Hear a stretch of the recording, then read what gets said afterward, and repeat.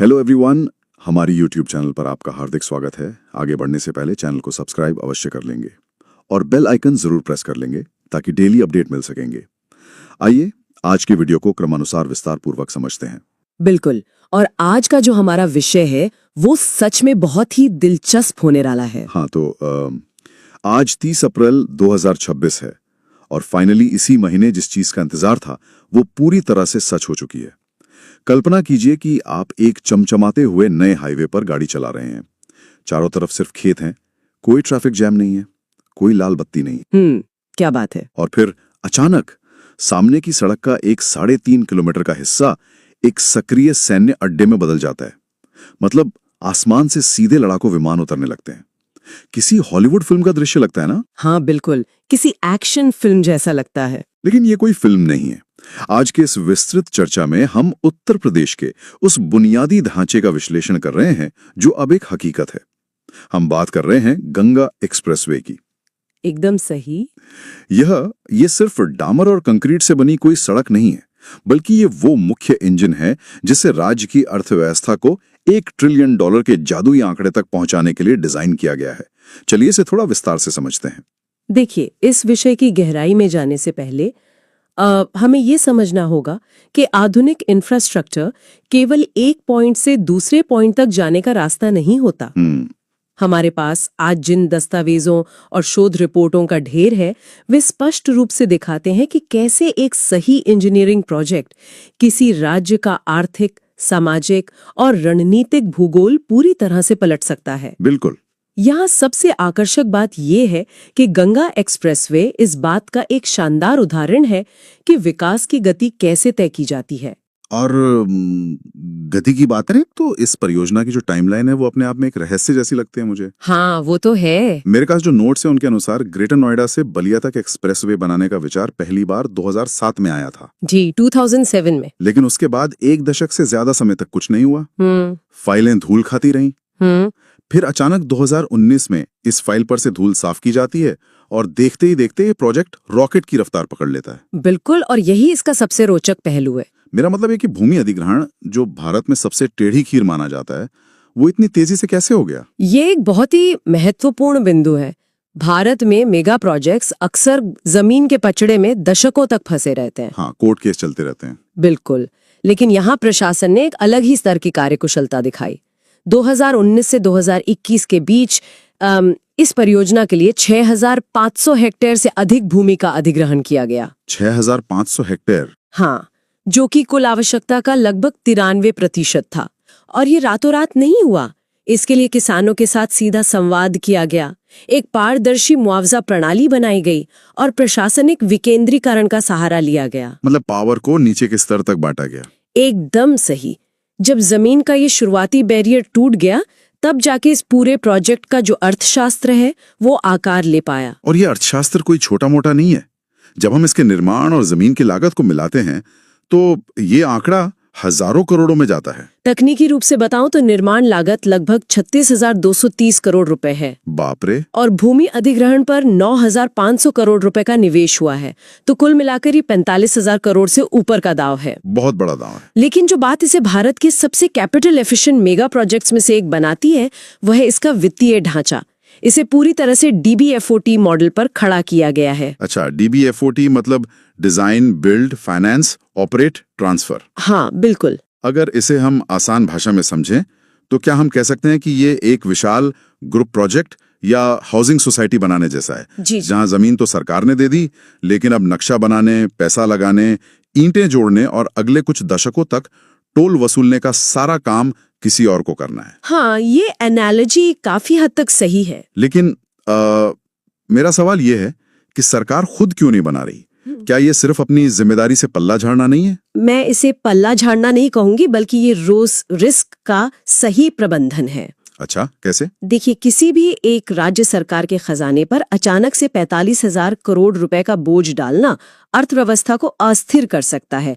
इसलिए सरकार ने क्या किया, उन्होंने निर्माण की गति को अधिकतम करने के लिए पूरे 594 किलोमीटर के एक्सप्रेसवे को 12 अलग अलग पैकेजों में बांट दिया। 12 पैकेज। इसके बाद निजी क्षेत्र के बड़े खिलाड़ियों जैसे अडानी एंटरप्राइजेज और IRB इंफ्रास्ट्रक्चर को ये काम सौंप दिया गया।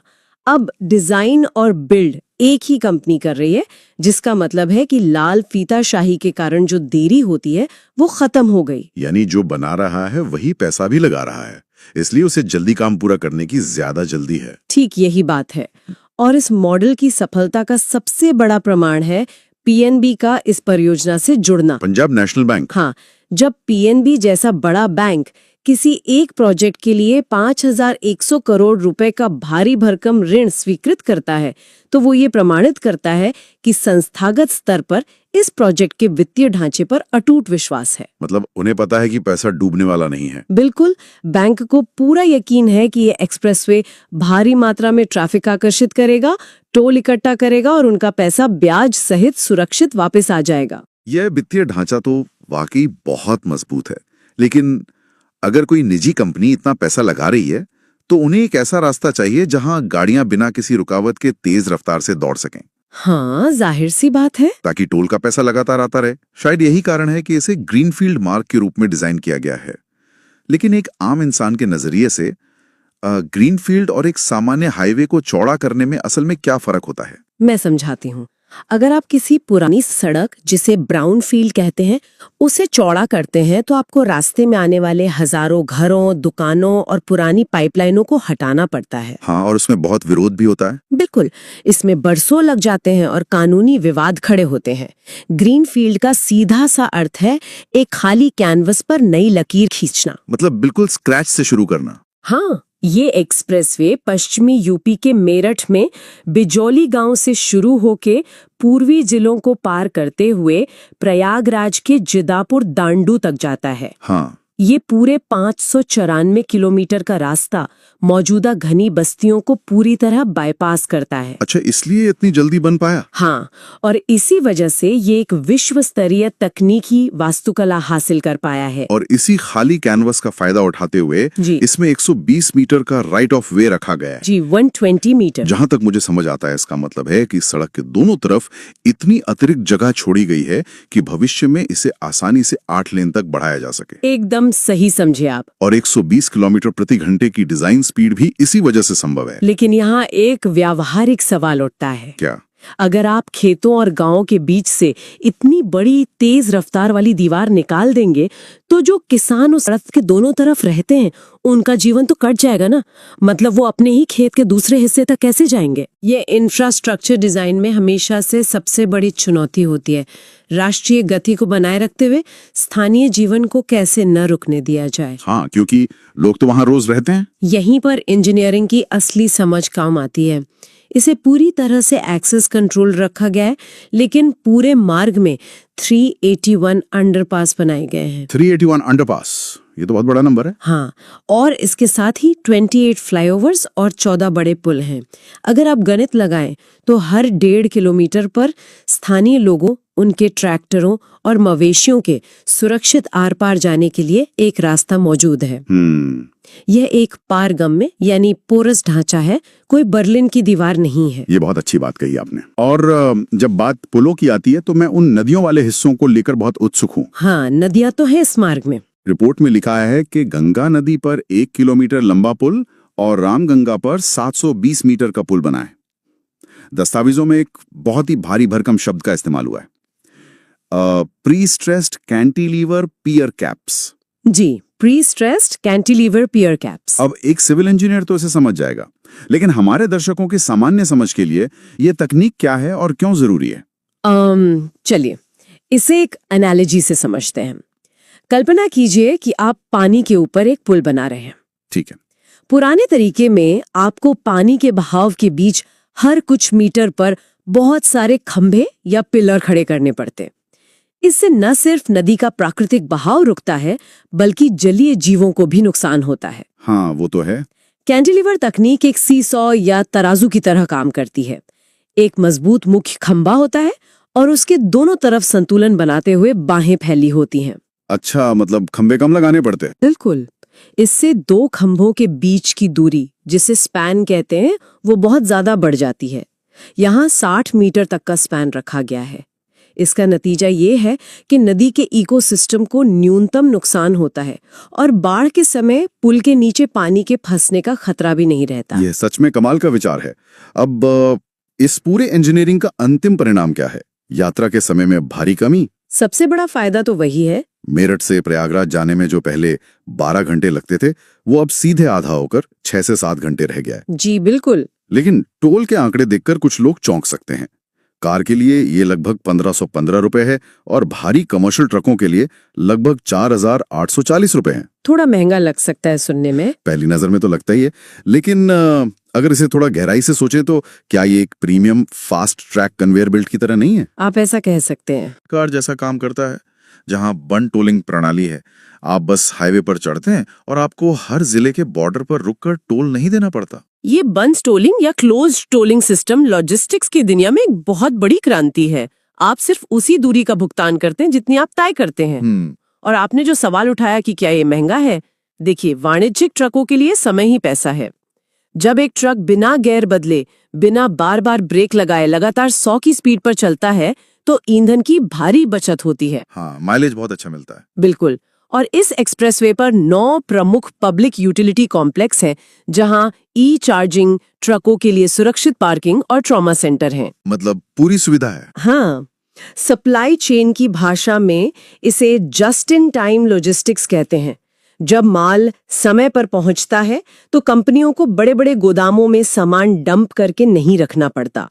एक अनुमान के अनुसार इस निर्बाध आवाजाही से माल ढुलाई की कुल लागत 10% से भी नीचे आ जाएगी। और जब माल ढुलाई सस्ती होती है तो उसका सीधा असर राज्य की व्यापक अर्थव्यवस्था पर पड़ता है। एकदम सही। यहाँ मुझे उत्तर प्रदेश के उस पुराने आर्थिक विभाजन की याद आती है। कौन सा विभाजन? देखिए, पश्चिमी यूपी जैसे मेरठ, नोएडा, गाजियाबाद हमेशा से उद्योगों का केंद्र रहे हैं। वहीं पूर्वी यूपी को मुख्य रूप से कृषि और धार्मिक पर्यटन के लिए जाना जाता रहा है। हाँ, ये बात तो है। ये एक्सप्रेसवे सिर्फ एक सड़क नहीं है, ये इन 2 अलग अलग अर्थव्यवस्थाओं को आपस में टांकने वाला एक धागा है। अगर हम बड़े परिदृश्य की ओर देखें तो ये सिर्फ कनेक्टिविटी नहीं बल्कि एकीकरण है। और इसके केंद्र में है IMLC यानी एकीकृत विनिर्माण और रसद क्लस्टर, जिन्हें एक्सप्रेसवे के किनारे 12 अलग अलग जिलों में विकसित किया जा रहा है। मुझे यहीं पर थोड़ा शक होता है। क्यों? मैंने अक्सर देखा है कि जब भी कोई बड़ा इंफ्रास्ट्रक्चर प्रोजेक्ट आता है तो सरकारें बड़े बड़े निवेश सम्मेलनों की बात करती हैं।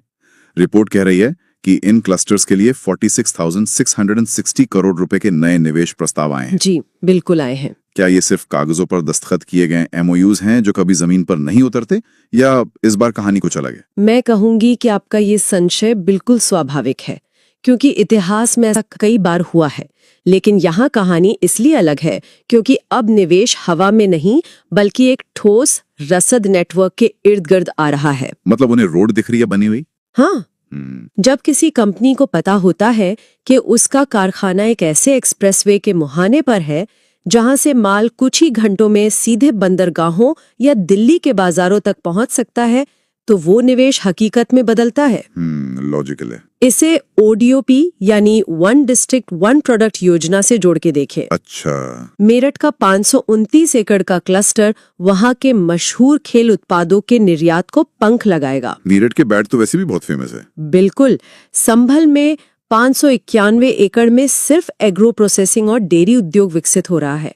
हरदोई का 335 एकड़ का परिधान क्लस्टर सीधे राष्ट्रीय PM मित्रा टेक्सटाइल पार्क से जुड़ रहा है। वाह। और प्रयागराज का क्लस्टर धार्मिक पर्यटन और पैकेजिंग पर केंद्रित है। यानी जो स्थानीय कारीगर या छोटे कारखाने पहले खराब सड़कों के कारण ग्लोबल मार्केट से कट गए थे, अब वे सीधे मुख्य धारा में आ गए हैं। बिल्कुल, यही इस प्रोजेक्ट का मुख्य लक्ष्य है। इस पूरे बदलाव को नाइट फ्रैंक इंडिया की रिपोर्ट ने बहुत ही दिलचस्प तरीके से समझाया है।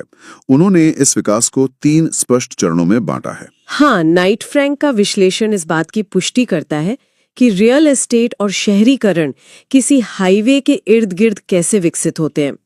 पहले 0 से 2 साल के भीतर हम सिर्फ रसद नींव देखेंगे, मतलब यानी grade A warehouse, cold storage और लॉजिस्टिक्स हब बनेंगे, क्योंकि सबसे पहली जरूरत माल रखने और भेजने की होती है। अच्छा, और फिर अगले 2 से 5 सालों में आता है औद्योगिक विस्तार का चरण। जहां पहले सिर्फ गोदाम थे, वहां अब उन गोदामों को भरने के लिए भारी उद्योग और मैन्युफैक्चरिंग पार्क लगने लगेंगे। बिल्कुल। और सबसे बड़ा बदलाव आता है तीसरे चरण में, यानी 5 से 10 साल के बीच। इसे शहरीकरण का चरण कहते हैं। मतलब लोग वहां बसने लगेंगे। हाँ, जब हजारों लोग उन कारखानों में काम करने आएंगे तो उन्हें रहने के लिए घर चाहिए होंगे। फिर उनके बच्चों के लिए स्कूल बनेंगे, अस्पताल खुलेंगे, शॉपिंग मॉल आएंगे। ये तो ऐसा है जैसे हम एक पूरी तरह से नए इकोसिस्टम को जन्म लेते हुए देख रहे हैं। एकदम सही। जहां आज सिर्फ सरसों के खेत हैं, वहां कुछ सालों में नए मिनी शहर खड़े हो जाएंगे। लेकिन शहरों और अर्थव्यवस्था की इन बातों के बीच दस्तावेजों में एक ऐसा तथ्य छुपा है जो मुझे सबसे ज्यादा चौंका गया। आप एयर स्ट्रिप की बात कर रहे हैं ना? हाँ, यहाँ बात सच में बहुत दिलचस्प हो जाती है। शाहजहांपुर के पास इसी एक्सप्रेसवे पर 3.5 किलोमीटर लंबी एक हवाई पट्टी बनाई गई है। एक कमर्शियल हाईवे पर लड़ाकू विमान। हाँ, सुनने में थोड़ा अजीब लगता है। ये नागरिक बुनियादी ढांचे और सैन्य उपयोग का कैसा मेल है? रक्षा रणनीति में इसे दोहरे उपयोग या ड्यूल यूज वाला बुनियादी ढांचा कहा जाता है। शांति काल में ये आम नागरिकों के लिए एक चौड़ी और चिकनी सड़क है। लेकिन युद्ध काल या किसी राष्ट्रीय आपात स्थिति में ये रातों रात एक मोबाइल एयरबेस में तब्दील हो जाती है। इसे कोई साधारण सड़क की तरह नहीं बनाया जाता। तो इसमें क्या अलग होता है? इस 3.5 किलोमीटर के हिस्से में डामर की मोटाई और मजबूती बहुत ज्यादा होती है। बीच में कोई डिवाइडर नहीं होता और एयर ट्रैफिक कंट्रोल के लिए जरूरी संचार लाइनें पहले से ही जमीन के नीचे बिछी होती हैं। लेकिन क्या सच में वायुसेना एक सड़क पर अपने करोड़ों रुपए के विमान उतारने का जोखिम लेती है? मतलब ये सिर्फ दिखावा तो नहीं है? ये सिर्फ एक सिद्धांत नहीं है, इसका जमीनी परीक्षण हो चुका है। अच्छा। हाँ, मई 2025 में भारतीय वायुसेना ने यहाँ एक बड़ा सामरिक अभ्यास किया था। उन्होंने न सिर्फ सुखोई 30 MKI और मिराज 2000 जैसे फुर्तीले लड़ाकू विमान उतारे, बल्कि C-130J सुपर हरक्यूलिस जैसे भारी भरकम परिवहन विमानों का भी सफलतापूर्वक संचालन किया। एक आम नागरिक के लिए ये समझना जरूरी है कि इसका मुख्य उद्देश्य क्या है। मैं समझाती हूँ। हाँ, मतलब क्या ये सिर्फ दुश्मन को अपनी ताकत दिखाने का एक तरीका है? ये ताकत दिखाने से कहीं ज्यादा मध्य कमान के लिए एक रणनीतिक निवारक यानी डिटरेंट का काम करता है। डिटरेंट मतलब? देखिए, युद्ध की स्थिति में सबसे पहले दुश्मन देशों के प्रमुख एयरबेस को निशाना बनाया जाता है, ताकि विमान उड़ ही ना सकें। बिल्कुल। लेकिन जब आपके पास पूरे राज्य में हाईवे पर ऐसे दर्जनों अदृश्य एयरबेस मौजूद हों, तो दुश्मन के लिए वायुसेना की कमर तोड़ना लगभग असंभव हो जाता है। वाह, ये तो बहुत ही स्मार्ट रणनीति है। और इसके अलावा इसका एक मानवीय पहलू भी है। वो कैसे? अगर कोई बड़ी प्राकृतिक आपदा आ जाए, जैसे भारी बाढ़ या भूकंप, तो उन भारी परिवहन विमानों के जरिए सीधे प्रभावित इलाके में राहत सामग्री और मेडिकल टीमें उतारी जा सकती हैं। आपातकालीन आपदा प्रबंधन में ये त्वरित प्रतिक्रिया सुनिश्चित करता है। ये वाकई में एक आहा मोमेंट है। एक ही सड़क आर्थिक धुरी भी है और राष्ट्रीय सुरक्षा की ढाल भी। बिल्कुल। अब जब हम इस प्रोजेक्ट के भविष्य की ओर देखते हैं, तो मुझे वो 120 मीटर वाले राइट ऑफ वे का एक और कारण समझ आता है। हाँ, भविष्य के विस्तार के लिए। ये एक्सप्रेसवे सिर्फ 594 किलोमीटर पर जाकर दम तोड़ने वाला नहीं है। भविष्य का जो ब्लूप्रिंट है, वो इसे 1049 किलोमीटर के एक विशाल राष्ट्रीय नेटवर्क में बदल देगा। इसमें 2 बहुत ही महत्वपूर्ण स्पूर या विस्तार मार्गों का जिक्र है। जी, भविष्य की योजना इसे उत्तर और पूर्व दोनों दिशाओं में विस्तारित करने की है। उत्तर की ओर जो स्पूर 1 है, वो मेरठ बुलंदशहर से शुरू होकर सीधे हरिद्वार तक जाएगा। ये लगभग 110 से 146 किलोमीटर का विस्तार होगा। और हरिद्वार तक जुड़ने का सीधा मतलब है कि ये 4 धाम राजमार्ग परियोजना और रेलवे नेटवर्क के साथ निर्बाध रूप से जुड़ जाएगा। एकदम सही। मतलब यूपी का औद्योगिक माल सीधे हिमालय की तलहटी तक और वहां से पूरे उत्तर भारत में फैलेगा। लेकिन पूर्वी छोर पर जो स्पूर 2 है, उसके बारे में पढ़कर मैं सच में हैरान रह गया। हाँ, वो बहुत ही खास है। ये प्रयागराज से शुरू होकर वाराणसी, गाजीपुर होते हुए बलिया तक जाएगा, कुल 314 किलोमीटर। लेकिन दस्तावेजों में लिखा है कि यह सिर्फ एक सड़क नहीं है, बल्कि यह एक बाढ़ नियंत्रण तटबंध के रूप में भी काम करेगा। जी हाँ। एक सड़क मतलब बाढ़ कैसे रोक सकती है? ये तो ऐसा है जैसे किसी विशाल दीवार को बनाया जाए जो यातायात भी संभाले और बाढ़ भी रोके। यह आधुनिक इंजीनियरिंग का वो हिस्सा है जहां बुनियादी ढांचा जलवायु परिवर्तन और स्थानीय भूगोल के अनुकूल हो जाता है। कैसे? हम सभी जानते हैं कि पूर्वी उत्तर प्रदेश और बिहार से सटे इलाके हर साल भयानक बाढ़ का सामना करते हैं।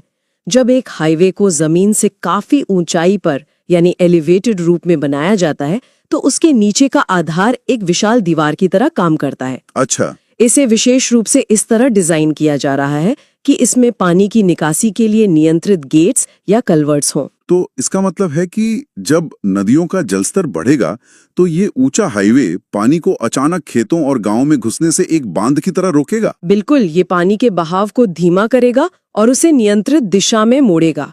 एक ही संरचना ऊपर से भारी यातायात को संभाल रही है और नीचे से पूर्वी यूपी की कृषि योग्य भूमि को बाढ़ की विभीषिका से बचा रही है। ये तो कमाल है। ये एक ऐसा नवाचार है जो दिखाता है कि कैसे एक मेगा प्रोजेक्ट स्थानीय भौगोलिक समस्याओं का स्थायी समाधान बन सकता है। तो इन सब का असल मतलब क्या है? हाँ, अगर हम आज की इस पूरी चर्चा से मुख्य निष्कर्ष निकालें तो तस्वीर बिल्कुल साफ हो जाती है। हाँ, बिल्कुल। गंगा एक्सप्रेसवे को सिर्फ 2 शहरों को जोड़ने वाली कंक्रीट की एक पट्टी मानना एक बहुत बड़ी भूल होगी। एकदम सही कहा आपने। ये एक ऐसा बहुआयामी प्रोजेक्ट है जो अत्याधुनिक इंजीनियरिंग का इस्तेमाल करके नदियों को पार कर रहा है और बाढ़ को रोक रहा है। ये सामरिक सुरक्षा का वह टूल है जहां जरूरत पड़ने पर लड़ाकू विमान उतर सकते हैं। और सबसे महत्वपूर्ण, ये उन औद्योगिक क्लस्टर्स की जीवन रेखा है जो भविष्य में लाखों रोजगार पैदा करने वाले हैं। यह विश्लेषण बिल्कुल सटीक है। जब हम भारतीय बुनियादी ढांचे के आधुनिक इतिहास को देखते हैं तो ये परियोजना कई पैमानों पर एक अद्वितीय मील का पत्थर है। ये सिर्फ धन खर्च करने की क्षमता नहीं दिखाता, बल्कि ये साबित करता है कि पूंजी कुशल वित्तीय मॉडल, दूरदर्शी डिजाइन और मजबूत इच्छा शक्ति के साथ विकास की गति, राष्ट्रीय सुरक्षा और क्षेत्रीय समृद्धि को एक साथ एक ही ढांचे में कैसे पिरोया जा सकता है। ये नए उत्तर प्रदेश की वो नींव है जिस पर $1 ट्रिलियन की इमारत खड़ी होने जा रही है। बिल्कुल। लेकिन इस पूरी तकनीकी और आर्थिक चर्चा के बाद मेरे दिमाग में एक विचार उभर कर आता है। क्या विचार है? जरा सब लोग इस पर गौर कीजिएगा। जब एक एक्सप्रेसवे यात्रा के समय को सीधा आधा कर देता है और जहां कल तक सिर्फ खेती होती थी वहां खेतों के बीच नए शहर खड़े कर देता है, तो हम इंसानों का अपने होम टाउन और काम करने वाले शहर के प्रति नजरिया कैसे बदलेगा?